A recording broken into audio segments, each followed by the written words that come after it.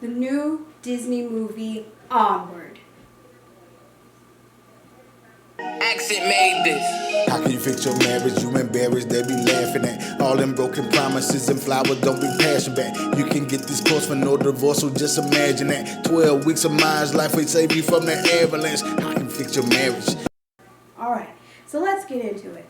You know, since we're in quarantine, we've been watching a lot of Disney Plus, Matthew and I, and we recently watched the movie Onward. So the movie was released as it was supposed to be released in theaters, but since theaters are all closed, they released the movie to Disney Plus. So I really want to talk about the spiritual meaning behind some of the themes in the movie Onward, okay? So, with that being said, let's get into it. So I have some notes here. The first thing I want to talk about is the origin story, okay? Now, the movie is about a group of mystical beings that discovered technologies and lost touch with their abilities, their innate abilities and talents, right? So, for example, there are centaurs and blue creatures and fairies and manticores and all these mystical kind of Greek, kind of Norse mythological creatures, right? So, you know, the origin story, the true meaning behind it, you know, what I kind of picked up on is that, you know, our story is a lot similar, you know. We don't know all the details of our origin story, right? But we do know that we were a lot more in tune with nature. We do know that we were a lot more creative in a lot of ways. Look at the ancient Egyptians. How is it that they were able to build such miraculous structures? Okay? So they were in tune with different abilities that we've kind of lost touch with due to technology. Alright, so the origin story in Onward, check it out, because it kind of clues us in to a lot of what we're experiencing now as a collective. You know, our technology is the one thing now that has all of our attention. We're always attached to the phone, we're always on the TV, we're always listening to the radio, and all of these forms of electronic communication are filtering in and programming in information all day and all night. But it's taken away our innate abilities to create and to connect with one another, right? So now, since we're in the house, you know, I'm seeing families walking together, you know, teaching their children how to ride bikes, gardening, planting gardens and growing and building and mechanically fixing on vehicles and building things that, you know, we didn't have the time to do before. And within that, we have all the innate capabilities and talents to sustain anything that we could ever need. But what's happened is we've become increasingly reliant on technology. So check out the origin story theme that's in the movie Onward, okay? So, you know, with that, I want to give a Bible scripture, okay? And this is from Luke 17:21. The kingdom of heaven is within.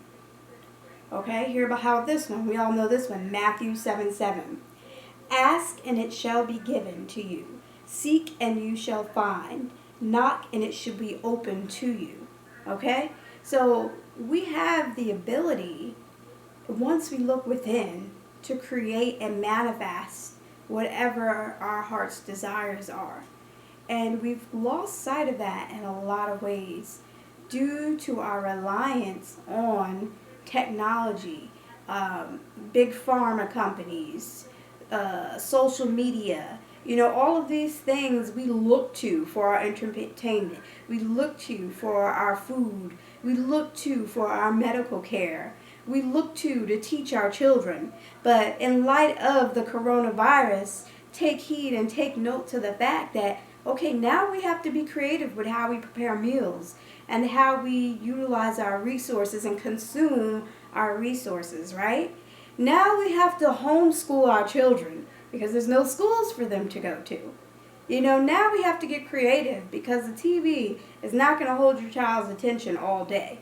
Okay? So just be mindful of the fact that, we are awakening in ways that we haven't in a long time. And as due to this, things are going to change. And I believe in a good way. All right? So, okay. So now I want to talk about some of the characters and some of the scenes in the movie. All right? So there was a scene where the main character discovered that he was able to yield the power of wizardry, right? So his brother was wanting him to get across to the other side to let down a drawbridge so they can continue on their quest, right? So in order for him to do that, he had to yield his staff and believe that there was a bridge there. And the bridge was invisible.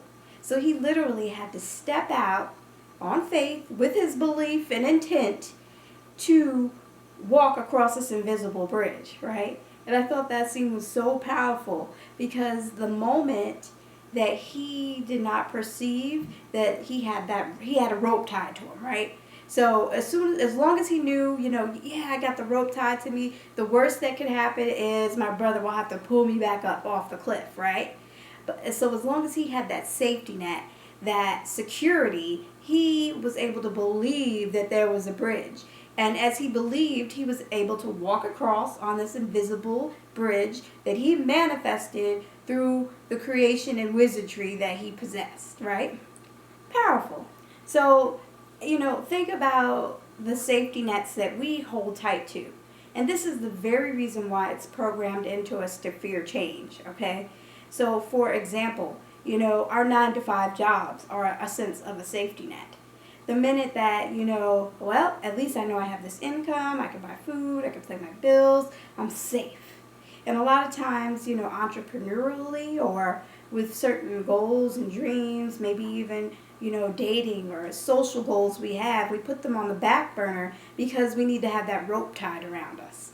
Okay? And as soon as we perceive that rope is not tied to us, we fall back into what we're comfortable with, what we know is safe and secure. And the fact is, now more than ever, that rope is being taken away. So just be mindful that now more than ever, you really have to believe within all your heart that you can manifest and that it is there. You may not see it, but it is there. The bridge is there, okay? So, with that being said, I want to read a quote from Buddha, right? Buddha, what you are is what you have been. What you'll be is what you do now. Okay? So the now, for here and now, what you have now is what you need. And within that, you can move forward and you can create and you can have new experiences, okay? All right. So the next character that I just absolutely loved was the Manticore, okay? So a Manticore is kind of like a Greek mythological character. It's also tied to the Egyptian Sphinx, okay? So you can see it. It has like a lion-like body. Usually the tail has like a scorpion stinger-like quality. It could have either like a human head or like a lion-like head. But in the movie Onward, the Manticore was the hostess of an inn. So she turned her house, which holds a lot of mythical qualities and kind of portal-like gateways, into a kind of like a Chuck E. Cheese or like a Dave and Buster's for families, right? So within that, she was just busy. She was working. She was serving food. She was, doing birthday parties, bringing out cakes, games. She was busy. And when the two main characters came into the establishment to seek her guidance, she's like, I don't have time for this. I'm not going to upset my board. I have insurance that I need to worry about. I have all this that I am beholden to, right? So within that, she was very resistant to working with them and even going down that road where there is that uncertainty and where that adventure and that unknown is, because it could jeopardize all that she had worked for. And once again, we worked to accomplish certain things within our structures. We've worked and obtained certain jobs and certain relationships so that we can, put our kids in the better school, so that we can live in certain neighborhoods, so that we can drive certain vehicles, so that we can explore certain things, right?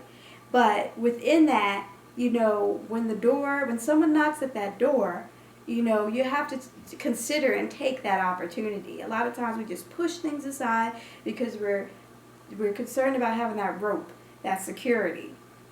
And I'm telling you, the way the world is changing now, we're going to have to, take that step of faith and kind of step out there and just try and explore and experience and adventure into new things. The time is now, right? So I love the Manticore character. She was this big being. She could breathe fire. She could sting you. She could fly. She had wings. She was powerful. But she had kind of numbed all of that down so that she could, make money, and really she had everything she needed to create whatever resources and situations she needed, and it was amazing how throughout the movie she gradually kind of let loose and let some of her innate abilities and powers show.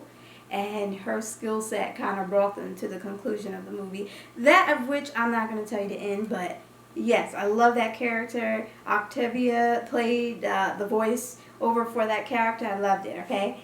So, with that being said, I will read you another quote. And this is from Lao Tzu, which is from the Tao, which is kind of like the Chinese philosophy and religion that actually they found records dating back to the 2nd century. So this is a very, very old text, okay? So it says, "Be content with what you have. Rejoice in the way things are. When you realize there is nothing lacking, the whole world belongs to you." Isn't that beautiful? Lack. That's what the Manticore resonated to me, is that dynamic of lack. She was so concerned with not having enough money, not having enough resources, that she buried down to the surface all of her innate abilities and talents. So I just want to kind of point out that the Manticore's character, check her out. She's really cool. And then lastly, I want to kind of talk about the technology piece. So, what happened in the movie is that, magic was difficult for everybody to learn and master. So it was a lot easier to just turn on a light switch and utilize electricity. So more or less the electricity really transformed their whole way of life. Before, they would wield their staffs and create fire or create food or cast spells and create. And the electricity and the technology kind of took away the need to do any of that, and everybody lost touch with that. There was a scene where there were these little fairies, and they were actually bikers who forgot how to fly. And they rode around on these motorcycles and bullied everybody and were just like a menace in the movie, right? So those little creatures, just think about us. Like, our ancestors never taught us how to like manifest the life we desire and to manifest and to create. Their ancestors didn't teach them that because of the technology and the way our societies and cultures have changed, right? So it's not their fault that those little fairies didn't know how to fly. But as soon as they realized the power that they had within and their wings and how to utilize them, they were flying all over the place by the end of the movie. So I really liked the movie. I feel like the trailers and the previews didn't do the movie justice, because when I saw the previews, I'm like, yeah, whatever. But when I actually started to watch the movie, I'm like, this is really good. So, Disney, thank you for releasing the movie on Disney+. Definitely check it out.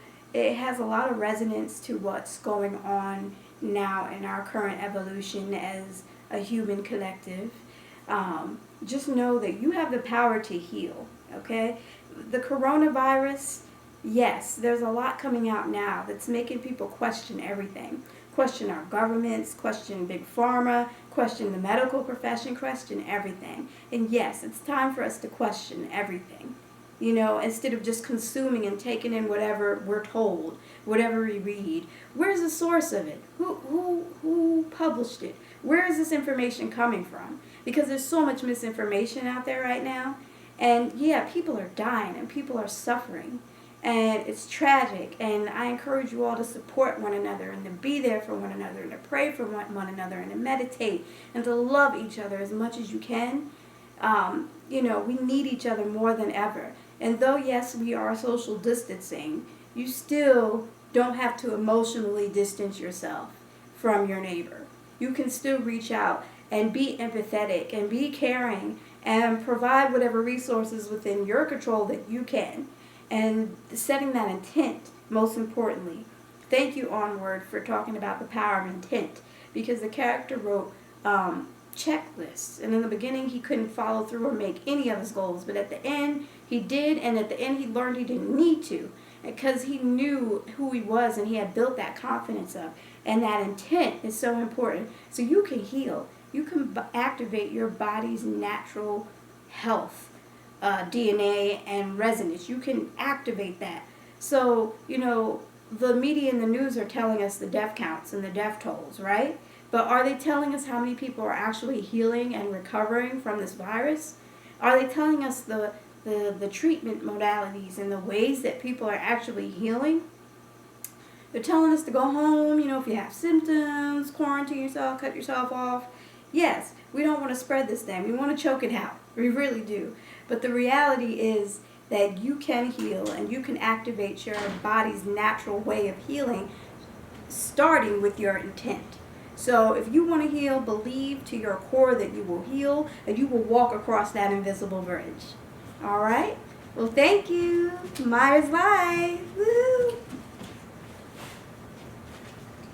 5, I'm alive. 6, 7, 8, feeling great. 9, gonna shine, life is good. I'm doing fine. 10, gonna do it right and do it again, yeah. I look into the sky with all the beautiful color, but there's more than just for me, so gonna share it with another. I got to show, to give, let out. I want to sing and shout, take a look and see a beautiful morning that turns into a beautiful evening, and together make a beautiful life. And if you wanna see, then come along with me, that's right. And if you want a good tomorrow, it's pretty simple, gotta find a light to follow. And if you do, you have The Myers helped me face the issues that were tearing my relationship apart. They provided a safe environment to work through those difficult issues associated with our children, work, finances, trust, and intimacy. I feel I achieved a closeness and a renewed commitment to my relationship. I highly encourage couples to face their challenges and give the Myers a call. We want to thank the Myers for all of their support. We were on the brink of a divorce. We just could not communicate. We would have the same argument over and over again. But after a great deal of reflection, we actually enjoy being around each other again. You taught us skills that have helped us manage conflict. Yeah, we had a great spiritual conversation with a couple that had vested interest in helping us find our peace. As a startup entrepreneur, I have been able to leverage the Myers coaching. First of all, they are a sounding board for my personal anxieties as I develop and fine-tune my leadership. I would get so irritated. I now have a plan to manage my anger and a support system that holds me accountable. They are non-judgmental people with tremendous skill and talent, an asset for anyone trying to develop professionally.